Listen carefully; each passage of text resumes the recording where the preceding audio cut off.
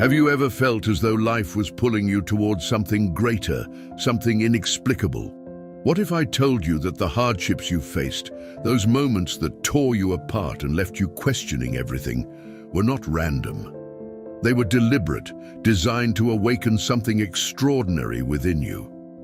The phrase "chosen ones" might sound like a fantastical tale, but it's closer to reality than you think. Chosen ones aren't born, they are forged.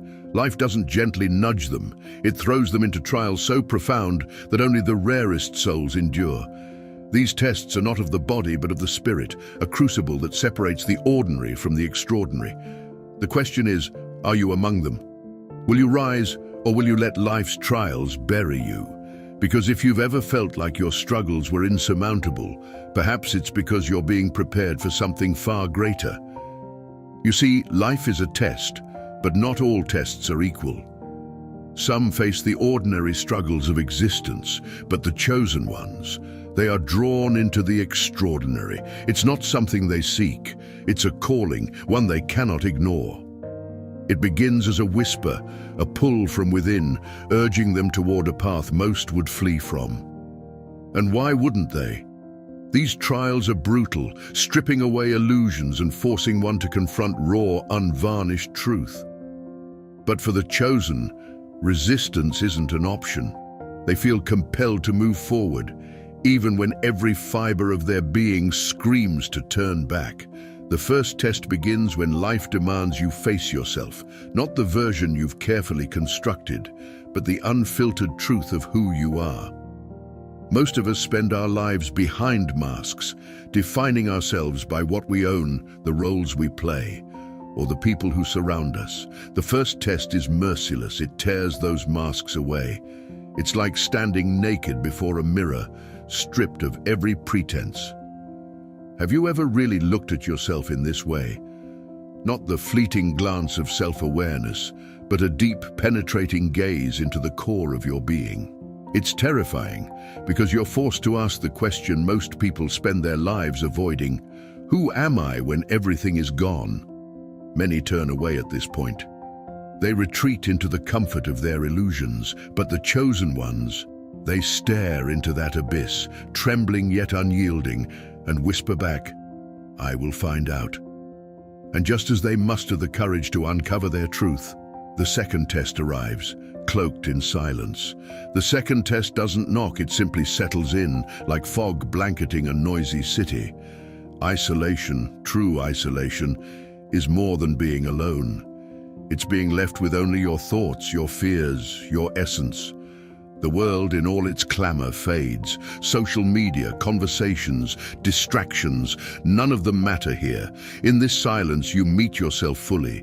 It's a silence that doesn't just quiet the world, it amplifies the voices within. And oh, how deafening they can be.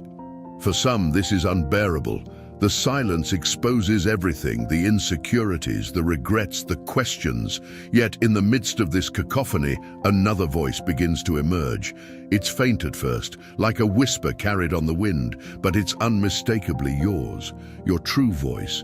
The chosen ones listen to it. They embrace the silence, knowing it is within this void that clarity is born. But clarity demands sacrifice, and this brings us to the third test, the excruciating art of letting go. Imagine clutching tightly to everything you love, everything you think defines you. Now imagine having to release it, piece by piece. It's not just about material things, it's about grudges, identities, dreams that no longer serve you. Letting go is not an act of apathy, but of profound trust. Trust that what is meant for you will remain, and what is not will fade away. And yet, it's a process that can feel like tearing away parts of your soul. You think you've mastered it, only for life to throw something or someone at you that you can't bear to lose. It's in these moments that the true test lies. Will you cling, or will you release? It's not about indifference, it's about freedom. And freedom, true freedom, is one of the hardest things to achieve. Imagine for a moment the weight we carry in trying to control outcomes. We cling to relationships that have long since faded, careers that no longer ignite our passion, or versions of ourselves that no longer reflect who we are.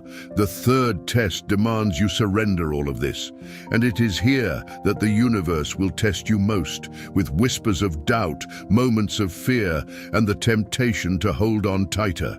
But those who pass this test emerge lighter, freer, and with a profound understanding that life is not about holding on, but about flowing with what is. As you let go, the fourth test emerges, darker than any before. The dark night of the soul doesn't announce itself with thunder or fanfare. It creeps in quietly, swallowing everything in its path. It's the moment when your world begins to unravel, relationships fracture, ambitions crumble, and meaning itself seems to dissolve. The universe doesn't just nudge you toward growth. It hurls you into a storm where every direction looks the same. You find yourself asking, why me? Why now? And yet, amidst the chaos, something remarkable happens. The darkness becomes a forge. It burns away the falsehoods, the ego, the superficial layers you once mistook for yourself. This test isn't about destroying you, it's about refining you. But enduring it is no small feat. It requires a resilience most don't realize they possess. And even when there's no visible light, the chosen ones keep walking. They trust, blindly, painfully, yet steadfastly, that the dawn will come. Picture this: every belief you've ever held being questioned, every plan you made disintegrating in your hands. The dark night is not just a period of loss, it's a dismantling of all the constructs that keep you from your true self. It's the universe whispering, let go of who you think you are, so you can become who you're meant to be.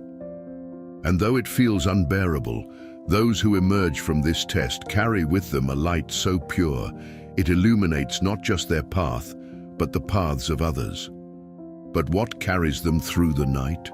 The fifth test, faith, and not the kind of faith tethered to rituals or dogma. This is raw, unshakable trust in the universe, in oneself, in the interconnectedness of all things. Faith isn't about ignoring the darkness, it's about staring into it and knowing deep in your bones that it will pass. It's about feeling the pain but believing in the growth it's bringing. And this belief, it doesn't come easy. The universe will challenge it at every turn, asking you again and again, do you trust me, even now? Faith is what keeps the chosen ones moving forward, even when every step feels like walking on broken glass. The fifth test does not ask for blind optimism, it asks for a surrender to the unknown. It asks for courage to believe in the unseen and to embrace life's mysteries without demanding answers. Imagine stepping into the dark, trusting not that the path will always be clear, but that your feet will find solid ground with every step. This is the essence of faith. A quiet, powerful trust that defies logic but aligns deeply with the soul's wisdom. And then, one day, almost imperceptibly, something shifts. The darkness begins to lift. The sixth test is upon you, and it's not one of struggle, but awakening. The truth reveals itself, not as a sudden epiphany, but as a gentle, all-encompassing realization. You see, the tests were never meant to break you. They were designed to guide you back to yourself. And what you discover is this: you are not separate from the universe, you are an integral part of it. Your journey, your pain, your triumphs, they are the universe experiencing itself through you. This realization doesn't make life easier, but it makes it richer. You understand that every trial, every hardship was a stepping stone to this moment of clarity. And in this moment, you are free. Free to live not as a victim of circumstances, but as the co-creator of your reality. Free to embrace life with all its imperfections as the miraculous gift it truly is. But awakening is not the end, it is merely the beginning of a new chapter. With this newfound clarity, you are called to act. The final test, the seventh, is the test of purpose. This is where you take everything you've endured, every lesson learned, and use it to fulfill the unique mission you were meant to carry out in this world. The chosen ones are not perfect. They are not free from doubt, pain, or failure. What sets them apart is their willingness to embrace the journey, to keep going when the path is uncertain, and to trust that every step has meaning. They understand that their trials are not burdens, but blessings in disguise, shaping them into vessels of light and wisdom. So now, as we stand here together, I ask you, are you ready to take that step? Are you ready to embrace your tests, your trials, and your purpose with the courage of the chosen? Because this journey isn't about becoming someone else. It's about becoming the truest version of yourself. The universe has been waiting for you to awaken. The world needs your light, your truth, your unique story. The question is, will you answer the call?